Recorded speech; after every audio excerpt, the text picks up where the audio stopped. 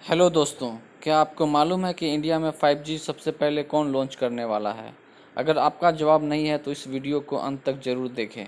क्या आपने कभी सोचा है कि देश में ये कैसे डिसीजन लिया जाता है कि कौन सी कंपनी 2G, 3G, 4G या 5G लॉन्च करेगी? हमारे देश में ये निर्णय डिपार्टमेंट ऑफ टेलीकम्युनिकेशन के द्वारा लिया जाता है, जिसे हम दूरसंचार विभाग भी कहते हैं। सरकार के लिए ये निर्णय लेना आसान नहीं है, क्योंकि लाइसेंस के लिए बहुत सारे आवेदन आते हैं, क्योंकि कोई भी कंपनी नए टेक्नोलॉजी का लाइसेंस पाने का मौका गंवाना नहीं चाहती है। इसलिए सरकार उन सारे आवेदकों के बीच ऑक्शन या नीलामी करवाती है, और जो कंपनी नीलामी में सबसे ज़्यादा बोली लगाती है, सरकार उसी को स्पेक्ट्रम का लाइसेंस देती है। स्पेक्ट्रम के लाइसेंस के अलावा कंपनियों को एरिया का भी लाइसेंस लेना पड़ता है।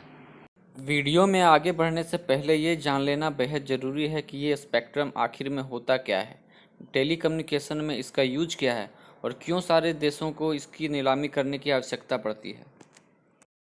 आपने विज्ञान की किताबों में पढ़ा होगा कि एनर्जी ट्रांसफ़र के बहुत सारे मोड होते हैं। इलेक्ट्रोमैग्नेटिक वेव्स उनमें से एक है। इलेक्ट्रोमैग्नेटिक वेव्स 7 प्रकार के होते हैं। ये वीडियो ज़्यादा लंबा नहीं हो इसलिए मैं पूरी डिटेल्स में नहीं जाऊंगा।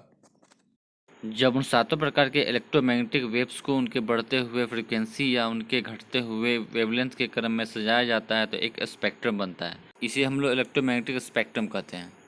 फ्रीक्वेंसी का यूनिट हर्ट्ज होता है। दोस्तों, फ्रीक्वेंसी एक बहुत ही कॉमन वर्ड है जिसका हम इस्तेमाल डे टू डे लाइफ में करते रहते हैं। ये तो आपने कहते हुए सुना होगा कि किसी के लैपटॉप का प्रोसेसर 2.1 गीगाहर्ट्ज का है। इलेक्ट्रोमैग्नेटिक वेव एक सेकेंड में कितनी बार ऑसिलेट करता है या एक पॉइंट को कितनी बार वो क्रॉस करता है, इसे फ्रीक्वेंसी में मापा जाता है।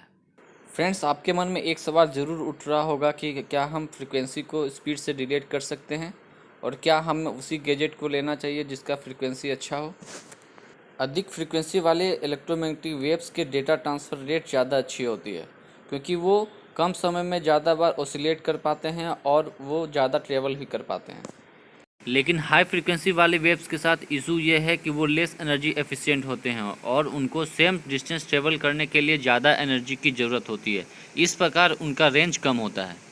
तो फ्रेंड्स, गैजेट्स खरीदते समय हमें अपने प्रायोरिटीज़ पे ध्यान देना चाहिए। यदि हमारा प्रायोरिटी डेटा ट्रांसफ़र स्पीड है तो हमें हाई फ्रीक्वेंसी वाले गैजेट्स खरीदने चाहिए। एग्जाम्पल के लिए, यदि हम अपने घर में पर्सनल यूज के लिए वाईफाई राउटर लगा रहे हों, और अगर यदि हमारा प्रायोरिटी रेंज या कवरेज है तो हमें लो फ्रिक्वेंसी वाले गैजेट्स खरीदने चाहिए। एग्जांपल के लिए, यदि हम बहुत सारे फ्लैट्स के लिए एक कॉमन वाईफाई रूटर ले रहे हों तो।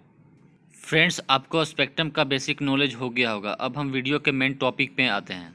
मैं आपको पहले भी बता चुका हूं कि इलेक्ट्रोमैग्नेटिक वेव्स को उनके फ्रीक्वेंसी के अकॉर्डिंग 7 पार्ट्स में डिवाइड किया गया है। उसमें से एक पार्ट रेडियो स्पेक्ट्रम है, जिसका यूज टेलीकम्युनिकेशन के लिए किया जाता है। रेडियो स्पेक्ट्रम का फ्रीक्वेंसी रेंज 3 गीगाहर्ट्ज से 300 गीगाहर्ट्ज तक हो सकता है। 1 गीगाहर्ट्ज 100 करोड़ हर्ट्ज के बराबर होता है। रेडियो स्पेक्ट्रम का रेंज काफ़ी बड़ा होता है। इसे दोबारा छोटे छोटे रेंज में विभाजित किया जाता है। हर रेंज का अपना अपना उपयोग है। उदाहरण के लिए 30 मेगाहर्ट्ज से 300 मेगाहर्ट्ज के रेंज का उपयोग एफएम रेडियो के लिए किया जाता है। 300 मेगाहर्ट्ज से 3 गीगाहर्ट्ज के रेंज का इस्तेमाल टीवी, रेडियो, वाईफाई इत्यादि के लिए किया जाता है। 3 गीगाहर्ट्ज से 30 गीगाहर्ट्ज के रेंज का इस्तेमाल सैटेलाइट टेलीविजन और रडार के लिए किया जाता है। 30 गीगाहर्ट्ज से 300 गीगाहर्ट्ज के रेंज का इस्तेमाल फुल बॉडी स्कैन के लिए किया जाता है। इस वीडियो के संदर्भ में जो रेंज हमारे लिए उपयोगी है वो है 300 मेगाहर्ट्ज से 3 गीगाहर्ट्ज। इसी रेंज का इस्तेमाल मोबाइल कम्युनिकेशन और इंटरनेट के लिए किया जाता है। हम लोग जो रोज़ 2G, 3G और 4G की बातें करते हैं, उसका रिलेशन भी इसी रेंज से है। इन चारों जनरेशन के टेक्नोलॉजी में क्या अंतर है, इसके लिए भी मैंने एक वीडियो बनाया है। आप वो वीडियो ज़रूर देखें। नीलामी की प्रक्रिया को आसानी से समझने के लिए मैं 2010 में हुए नीलामी का उदाहरण लेता हूँ। इस साल थर्ड जनरेशन के लिए नीलामी हुई थी, जिसमें देश के बड़े बड़े कंपनियों ने हिस्सा लिया था, जैसे एयरटेल, वोडाफोन, आइडिया, टाटा। दोस्तों, मैं बता दूं, थर्ड जनरेशन में 2.1 गीगाहर्ट्ज फ्रीक्वेंसी बैंड का यूज होता है और फ्रीक्वेंसी रेंज आपको डिस्प्ले में दिख रहा है। विश्व का कोई भी देश फ्रीक्वेंसी रेंज का सारा भाग पब्लिक के लिए ओपन नहीं करता। डिफेंस, साइंटिफिक एक्टिविटीज़ के लिए कुछ हिस्सों को रिजर्व करके रखा जाता है। 2010 के थर्ड जनरेशन के ऑक्शन में प्राइवेट कंपनियों के लिए 20 मेगाहर्ट्ज का ब्लॉक ही बस ऑक्शन के लिए अवेलेबल था। 2010 की ऑक्शन की प्रक्रिया समाप्त हो जाने के बाद विभिन्न कंपनियों को 22 टेलीकॉम सर्कल में एक पार्टिकुलर रेंज में 3G स्पेक्ट्रम की लाइसेंस दी गई। तो फ्रेंड्स, मैं उम्मीद करता हूं कि स्पेक्ट्रम ऑक्शन की पूरी प्रक्रिया आपको समझ में आ गई होगी। अब बात कर लेते हैं 5G स्पेक्ट्रम नीलामी की। डेटा ट्रांसफ़र स्पीड अच्छा होने के कारण फिफ्थ जनरेशन टेक्नोलॉजी के बहुत सारे यूज हैं। फिफ्थ जनरेशन टेक्नोलॉजी में 2 रेंज कम्बिनेशन के वेव का यूज होता है। कम फ्रीक्वेंसी वाले रेंज को FR1 और ज़्यादा फ्रीक्वेंसी वाले रेंज को FR2 कहते हैं। FR2 को हम लोग मिलीमीटर वेव भी कहते हैं। अब बात कर लेते हैं इंडिया में 5G लॉन्च होने की। मैं आपको बता दूं दोस्तों कि अभी तक हमारे देश में फिफ्थ जनरेशन स्पेक्ट्रम की नीलामी नहीं हो पाई है, ना ही किसी कंपनी को लाइसेंस मिली है। जैसा कि हम सभी जानते हैं दोस्तों कि आज पूरा देश कोविड-19 से जूझ रहा है और सरकार का पूरा फोकस उसे कंट्रोल करने में है। ऐसे में प्रतीत होता है कि नियर फ्यूचर में फिफ्थ जनरेशन स्पेक्ट्रम की नीलामी स्थगित ही रहेगी। जैसा कि हम सभी चाहते हैं कि हमारा देश कोविड-19 से जल्दी उभर आए।